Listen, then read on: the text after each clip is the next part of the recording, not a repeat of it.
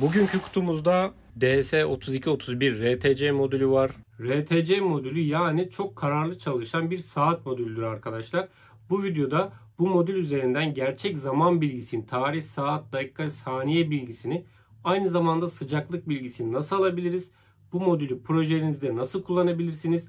Ve üstelik üzerindeki EEPROM'u nasıl bilgi yazabilir ve yazdığınız bilgiyi nasıl okuyabilirsiniz?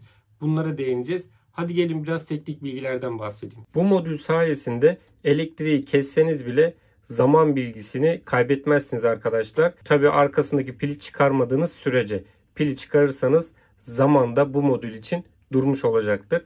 Bu pil demişken burada benim bakın fark ettiyseniz taktığım pil CR2032. Normalde bu şarj edilemeyen bir pil.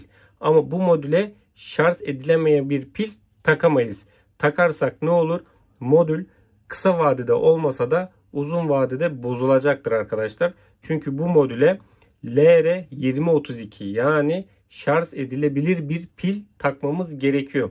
Peki ben bu pili buna nasıl taktım?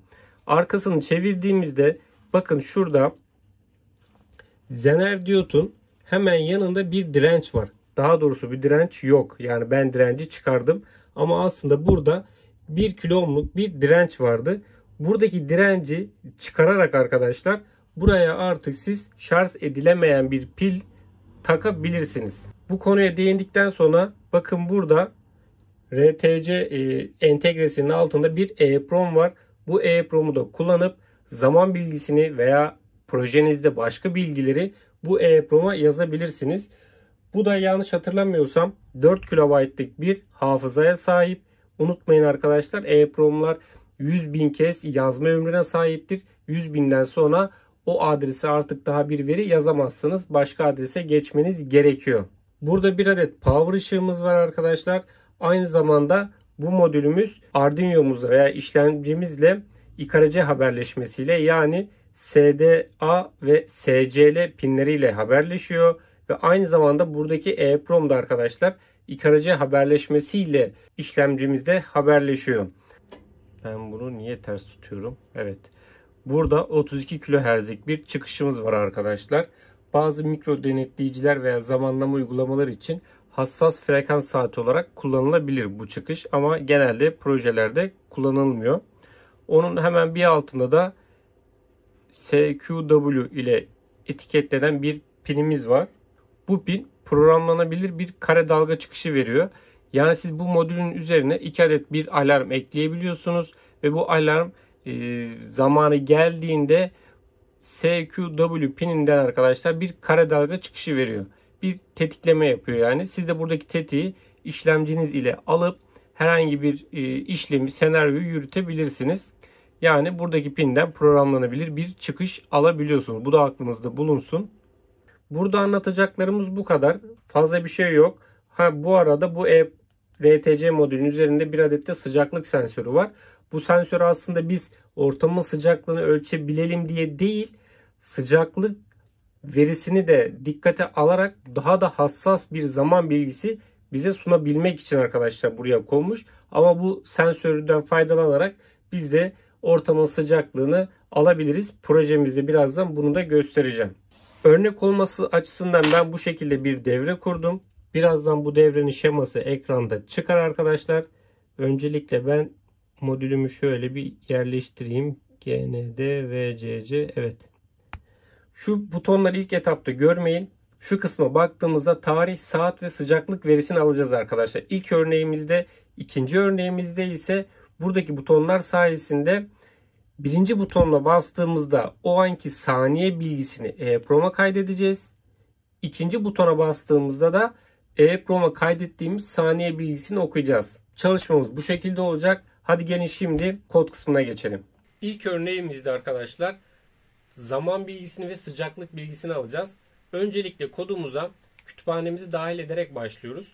Bunun için Arduino IDE'sinde kütüphane sekmesine gelip buraya RTC lib yazıyoruz ve en üstte bize Adafruit'in bir kütüphanesi çıkıyor. Bu kütüphaneyi yükledikten sonra kodumuza geçebiliriz. RTC diye bir nesne oluşturuyoruz. Alt kısımda haftanın günlerini belirlediğimiz bir dizimiz var. Setup içinde seri haberleşmeyi başlatıyoruz. RTC Begin diyerek RTC modülümüzü başlatıyoruz arkadaşlar. Eğer bu modül başlatılamazsa döngüyü kilitliyoruz, yani sistemi kilitliyoruz ve kodumuz aşağıya inmiyor. Burada bir RTC Last Power diye bir bloğumuz var. Buradaki bloğun amacı şu arkadaşlar. Eğer modüle biz harici bir gücü kesersek, yani harici bir güç vermez isek, aynı zamanda modülün arkasındaki pili de çıkarırsak, bu modül diyor ki benim gücüm kesildi diyor. Yani bir kere zamanı ben kaybettim, artık zaman durdu diyor. Ben sana doğru bir zaman bilgisi veremem diyor. Bu yüzden eğer böyle bir durumla karşılaşırsak diyoruz ki biz şu alt iki satırda sen zamanı tekrardan güncelle. Buradaki if bloğun amacı o. Eğer modülümüzün elektriği tamamen kesilirse bize burada aslında bir uyarı veriyor. Diyoruz ki bak, RTC güç kaybetti, saati ayarlayalım diyoruz. Alt kısımda da yorum satırı olarak belirlediğim yerlerde saati ayarlıyoruz. Peki nasıl ayarlıyoruz?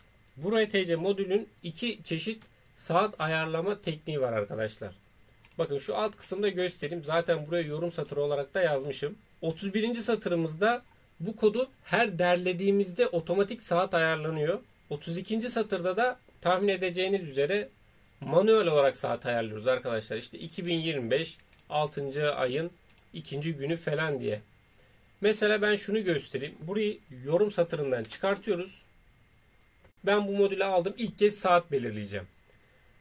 Şu satırı aktif ediyorum.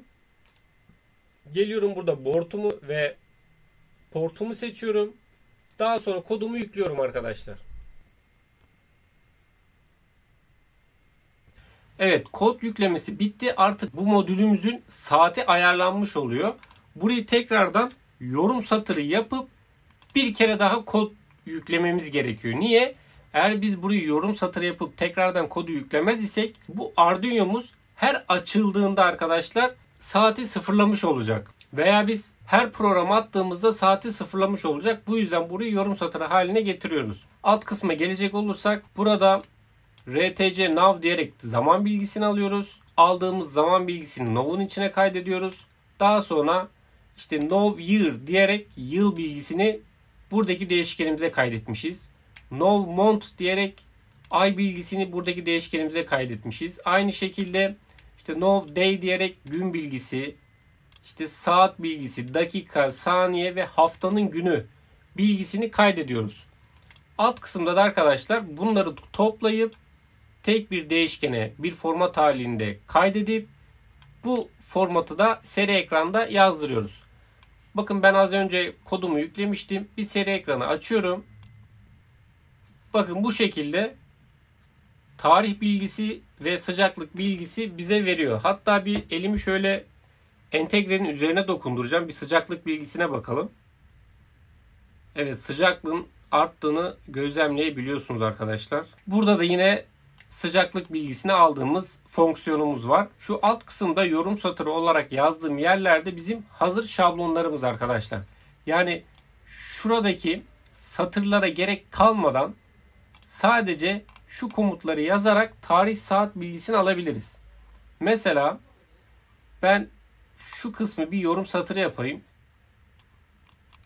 Buraların hepsini seçip Ctrl K C tuşlarına bastığımda yorum satırı oldu. Ve bakın sadece şununkini kaldırıyorum.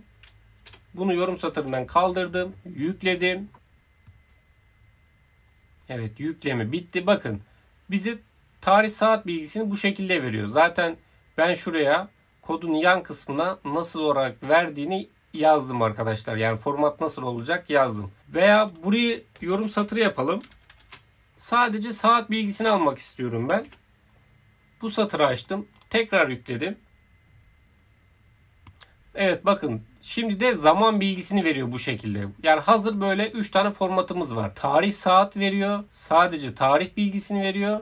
Ve sadece saat bilgisini veriyor. Bu arada şurayı anlatmayı unuttum. Şuradaki işte 10 soru işareti 0 aslında bize şu anlama geliyor. Eğer saat üzerinden gideyim daha iyi anlatırım. Bizim burada aldığımız saat bilgisi 10'dan küçükse, yani tek haneli bir rakamsa başına 0 koy.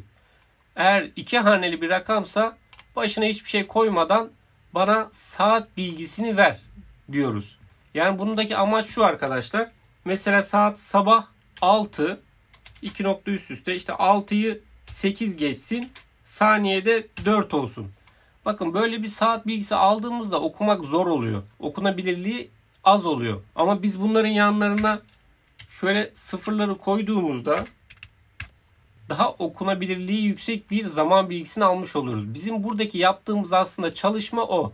Sadece tek haneli bir rakam varsa başına sıfır koy. Eğer iki haneli bir rakamsa sıfır koymadan devam et diyoruz. Şimdi buradaki kodumuz bu şekildeydi. Bir de EEPROM'lu kodumuza geçelim. Burada da EEPROM'lu kodumuz var. Burada bir ek kütüphane olarak Wire kütüphanesini dahil ediyoruz. Bu zaten Arduino'da gelen bir kütüphane. Bunu dahil etmemize gerek yok. Yani yüklememize gerek yok. EEPROM'la artık haberleşeceğimiz için burada EEPROM'un adresini belirliyoruz. 2 tane butonumuz var demiştik. Bir tanesi kaydetmek, bir tanesi okuma yapmak için. İşte bir şimdiki zaman ve geçmiş zaman diye 2 değişkenimiz var. İkarıcı haberleşmesini başlatıyoruz. Dahili dirençleri aktif ediyoruz butonlarımız için. RTC modülünü başlatıyoruz. Last Power'ı anlattım az önce. Burada tarih zaman bilgisini alıyoruz. Ve burada milis fonksiyonuyla şimdiki zamana zaman bilgisini ilk başta atıyoruz. Buradaki atma amacımız şu arkadaşlar. Şuradaki kısım bize zaman bilgisini veriyordu. Yani ben diyorum ki her 1 saniye geçtiğinde seri ekrana tarih saat bilgisini yaz. Buradaki kodun amacı o. Şuradaki. Önemli olan bizim için kısımlar bu alt kısım. Şimdi bu birinci if bloğu, yani şurası arkadaşlar, ve ikinci if bloğu burası. Bunlar benim butonlarımı temsil ediyor. Birinci butona basarsam buradaki kod çalışıyor. İkinci butona basarsam buradaki kod çalışıyor.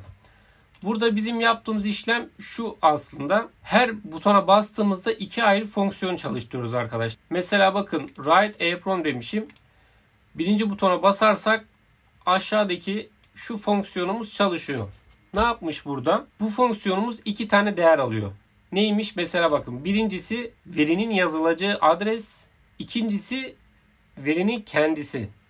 Biz burada 0. adrese saniye bilgisini yazıyoruz. Aşağı yine geldik. Bakın önce diyoruz ki EEPROM'un 0. adresiyle haberleşmeyi başlatıyoruz. Daha sonra yazılacak adres bilgisini veriyoruz. Daha sonra verinin kendisini veriyoruz. Ve haberleşmeyi kesiyoruz arkadaşlar. Burada EEPROM'un 0. adresine saniye bilgisini yazmış oluyoruz. Alt kısımda aynı buna benzer. Burada sadece adres bilgisi veriyoruz. Çünkü yazacak bir veri olmadığı için yani herhangi bir veri bilgisi vermiyoruz. Sadece okuma yapacağımız adresi veriyoruz. Verdiğimiz adresi burada 2'ye bölerek gönderiyoruz arkadaşlar. 8 bit halinde. Daha sonra haberleşmeyi durduruyoruz ve burada bir sorgu yapıyoruz. Diyoruz ki verdiğimiz adresten bir veri gelmiş mi? Eğer veri gelmişse gelen veriyi okuyoruz ve yukarıya geri döndürüyoruz. Return komutuyla buradaki if bloğumuza geri döndürüyoruz. Eğer veri gelmemişse geriye 0 döndürüyoruz arkadaşlar. Ve bu gelen veriyi de işte harici EEPROM'dan okunan saniye diyerek ekrana yazdırıyoruz. Şimdi ben bu kodumu da bir Arduino'ya yükleyeyim. Hemen bir testini yapalım. Kodumuz yüklendi. Seri ekranı açtım. Şimdi birinci butonuma basacağım arkadaşlar. Bakın saniye 50 olduğunda birinci butonuma basacağım. 49, 50 oldu. Bastım. Tam 50'de basamadık. 51'de bastık. EEPROM'a kaydedildi diyor. 51 diyor. Yani 51. saniyeyi biz EEPROM'a kaydettik arkadaşlar. Şimdi ikinci butonuma basacağım. Bakın 51. Bakın 51 bilgisi bize geldi. Okumamızı yapıyoruz. Şu an Arduino'mun elektriğini kesiyorum. Elektriği kestim. Işıkları bakın kapandı. Tekrardan açıyorum. Evet. Şu an bakın seri ekrandan sıcaklık ve tarih bilgisini okuyabiliyoruz. Herhangi bir veri kaydetmeden sadece ikinci butonuma basacağım. Az önce kaydettiğimiz 51 bilgisini bakalım okuyabilecek miyiz? Evet, 51 bilgisini okuyabildik. Yani Arduino'muzun elektriğini kessek dahi EEPROM'daki bilgi saklanmış, korunmuş oldu arkadaşlar. Bu videomuz da bu kadardı. Eğer videolarımı yararlı buluyorsanız videoyu beğenmeyi ve kanala abone olmayı unutmayın arkadaşlar.